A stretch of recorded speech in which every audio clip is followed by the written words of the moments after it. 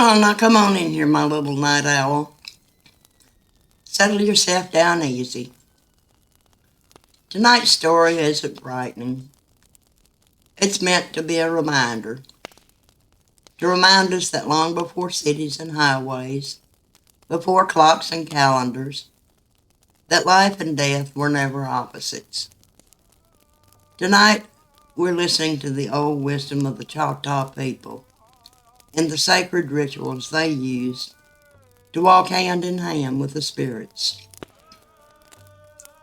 The Choctaw Nation, one of the largest native nations in this land, has endured centuries of hardship, from forced removal to broken treaties. But still, their spirits remain. At the heart of Choctaw belief is the understanding that death is not an ending, it is a return to the great powers of the world, especially the sun, which the Choctaw believed held the ultimate authority over life and death. When a person passed, their spirit was not gone, it was changing.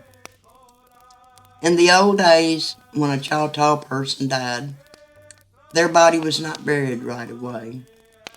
Instead, it was carried into the forest and placed gently upon a raised wooden platform, away from the home, but close enough to be remembered.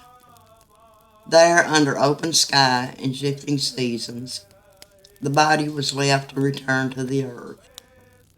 Rain, wind, sunlight, for a year, sometimes longer. During this time, the Choctaw believed the spirit was traveling, making its way back to the sun, releasing its hold on the physical world. When enough time had passed, a holy man came. He was known as the bone picker.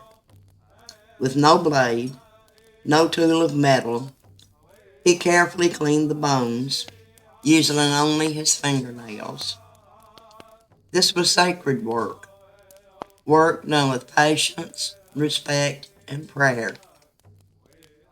Once cleaned, the bones were painted with red ochre, the color of blood, earth, and life itself. Then they were carried back to the village. The remains were placed inside a communal structure called the Bone House. There, the dead were never forgotten.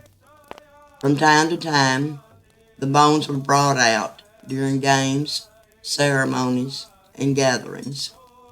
The living and the dead shared the same space because in Choctaw belief, they were still one community. Eventually, the bone house grew full, and when that time came, word was sent out across the land.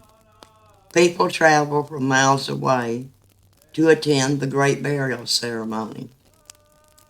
The bones were carried together and buried beneath a mound of earth and stone.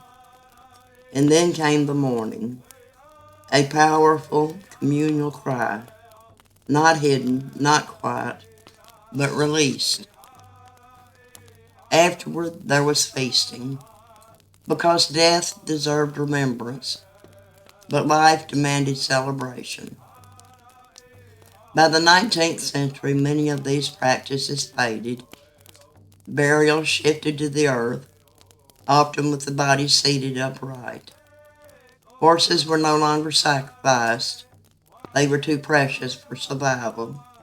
But the beliefs remained that life moves in cycles, that spirits endure, that the sun still watches. The Choctaw taught us something important, sugar, that grief doesn't mean forgetting, and honoring the dead doesn't mean fearing them. It means remembering that we are all returning someday to the soil, to the sky, to the warmth that first gave us breath. So if you ever feel the sun linger a little longer on your face, or sense a presence when the world grows quiet, maybe it's just an old spirit passing by on its way home. You sleep easy now. The ancestors are close, and the night knows your name. You have a good night, dear.